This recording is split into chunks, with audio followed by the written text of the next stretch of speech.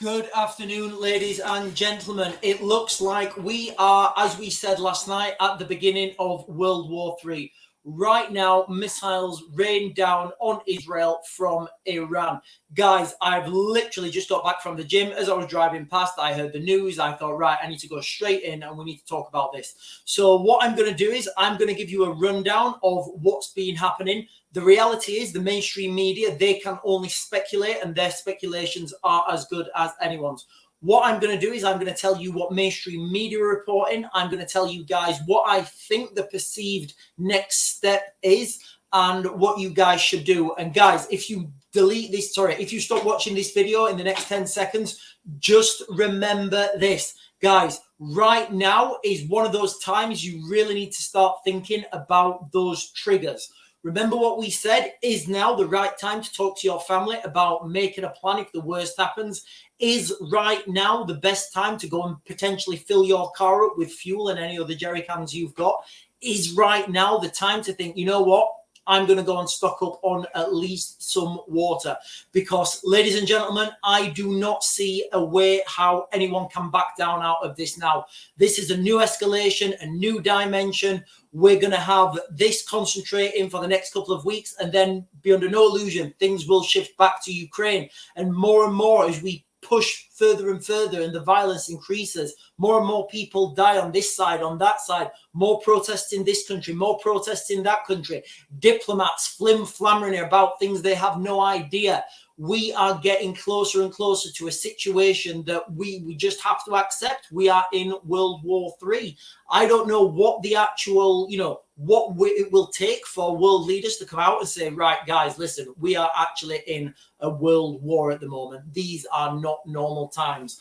So anyway, guys, I'm going to go off the mainstream right now, and I'm just literally going to give you a read back of what's been happening. So 1 hour ago, the United States warned of severe consequences if Iran launched ballistic missile attacks into Israel. Now, that is key. The United States don't make these warnings and then not follow them through. The United States understand that if they make a threat and they don't follow it through, they're just going to look impotent next time they make a threat. So that's why it's so important that you need to listen to these people's rhetoric. The United States, remember, this is what they said, guys, all right? There'll be severe consequences for Iran if they launch missiles.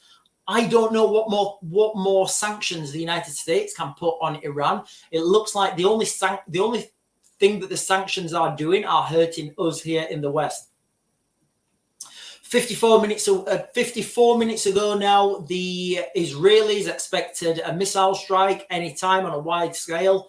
Then 38 minutes ago, there was reports of a suspected terror shooting in Jaffa. 32 minutes ago, the first missiles were launched from Iran, said the Israeli military. 11 minutes ago, we have heard of a second wave of missiles flying over Jerusalem. That is what we know now as of 11 minutes ago, guys. This situation is moving forwards a lot faster than I predicted. And I'm usually pretty aggressive with my timelines. But what we can see now is these things are moving faster and faster and faster. It's looking like it's going to be all-out war in that region. It's looking like the United States will be dragged into it. If you've been watching this channel, guys, and if you've not done so already, please like, comment, share, subscribe, whatever you guys do to push my channel up through the algorithm. I really appreciate it when you guys do that.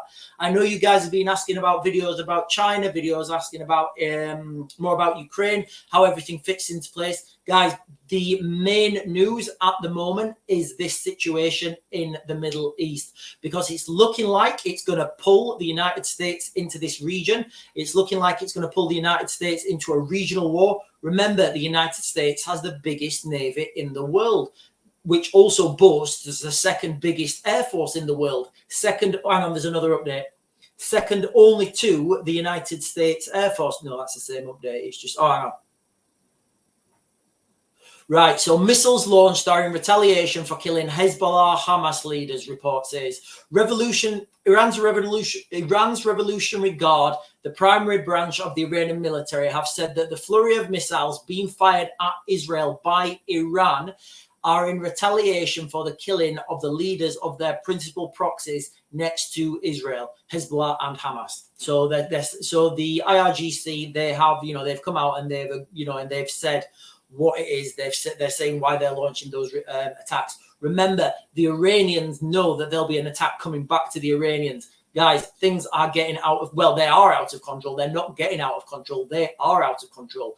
And of course, you're going to get people like David Lammy calling for peace and an immediate ceasefire.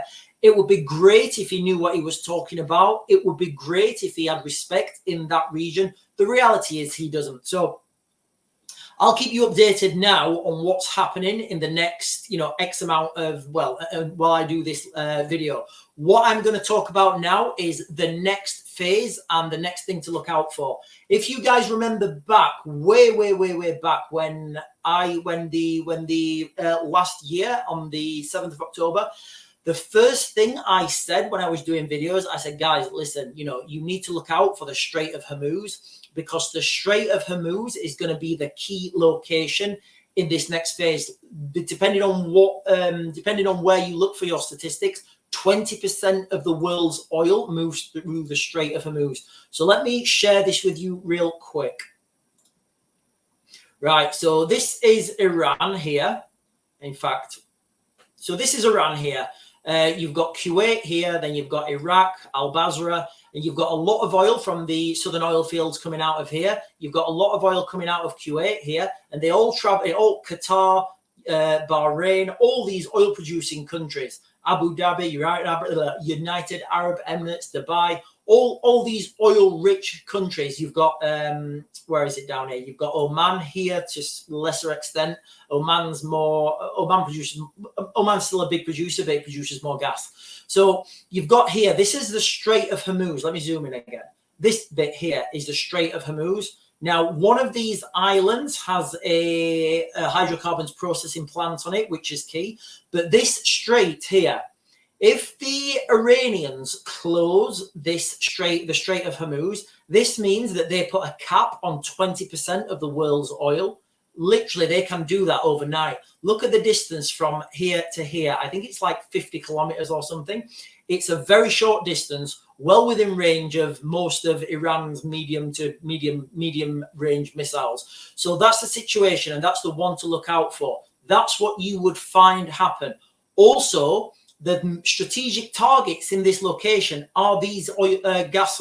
I think they're gas oil separation plants, or they're certainly processing plants. I'm not sure what processing goes on exactly.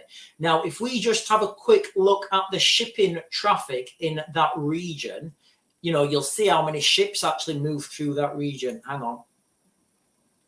So let's go to shipping traffic, this one.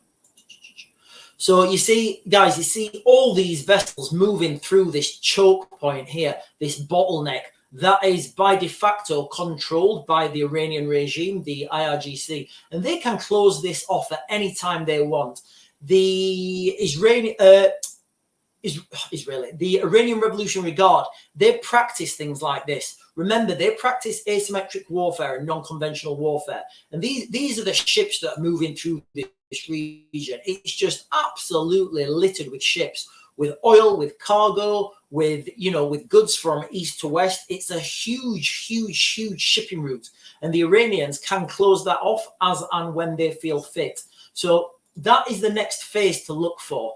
So let me just recheck this, guys, real quick. Where are we? Yeah, so that is the latest. Yeah, 4 minutes ago. Right, okay. Wow, almost 200 missiles launched. Let me check.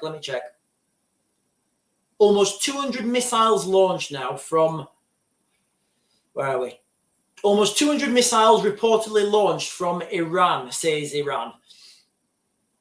Was retaliation for the Nasrallah killing. So they've launched almost 200 missiles now into Israel. I don't know if the Iron Dome is going to be overwhelmed. You're going to have RAF aircraft. You're going to have US Navy aircraft.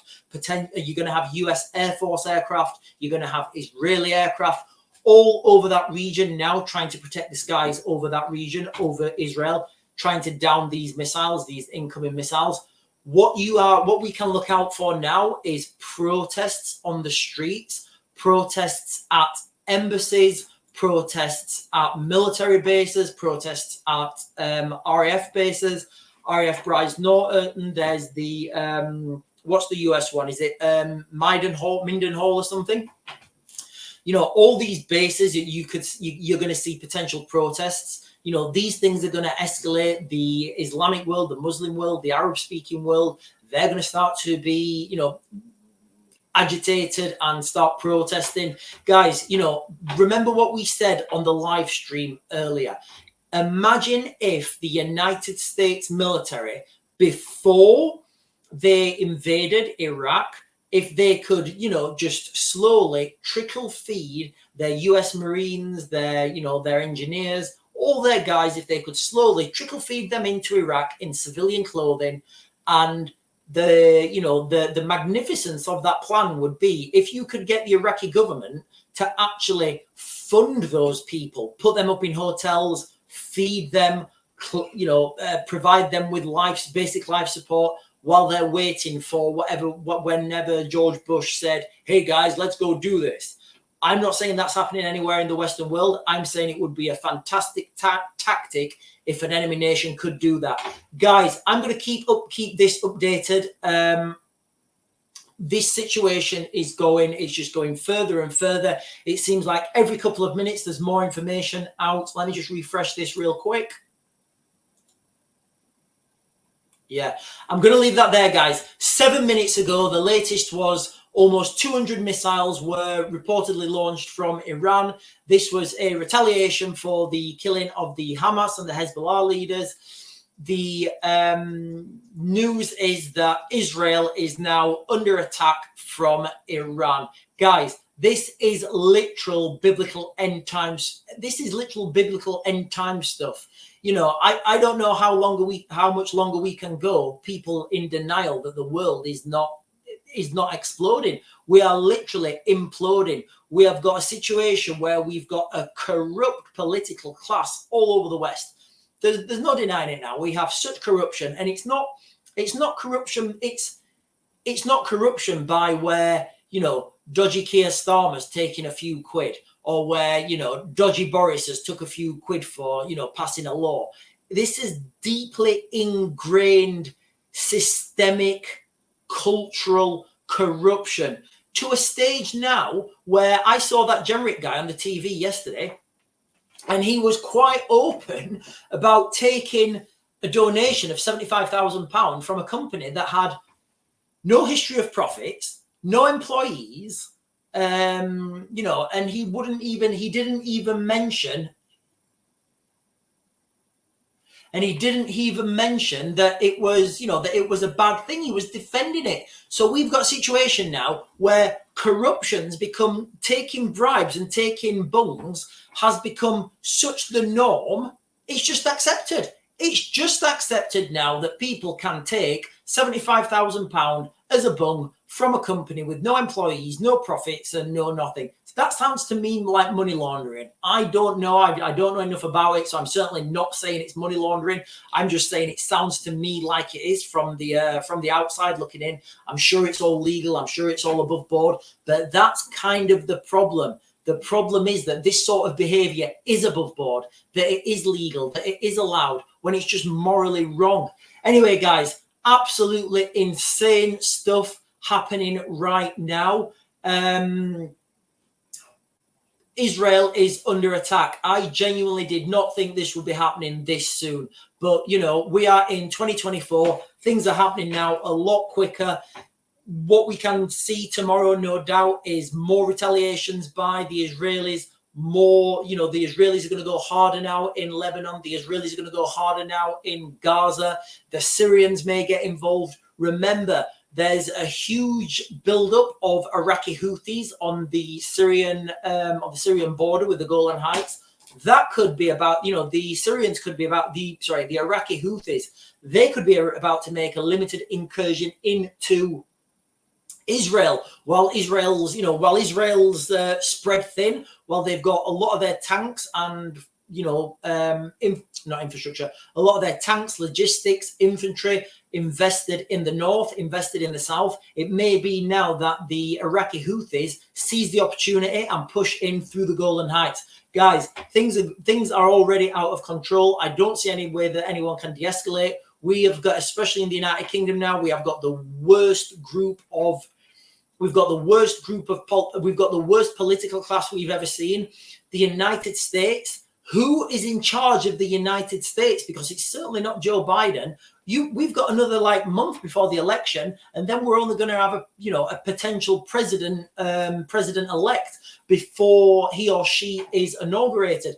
Guys, I don't know what's happening. It seems like absolute insanity. Anyway, I'm going to back to grid now. I will keep you guys updated with more videos. Anyway, guys, I will speak to you guys soon. I'm going to back to grid. I'll get you guys another video later.